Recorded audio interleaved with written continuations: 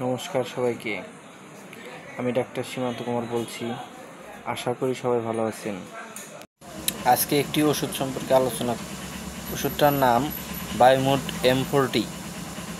ওষুধটা model homeo ল্যাবরেটরিজের একটি ওষুধ।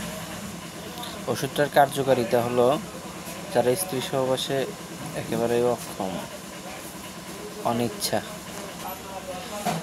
স্ত্রীর কাছে যেতে যারা ভয় পায়, এটা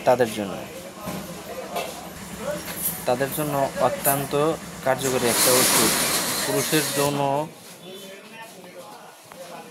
যৌনগ্রন্থি সমূহের উপর অত্যন্ত সক্রিয়ভাবে কাজ করে। এটা সেবনবিধি: প্রতি রাত্রে খাবার পরে 2টা করে বড়ি, ওষুধ খাবার পরে উষুম উষুম গরম দুধ খেয়ে নেবেন।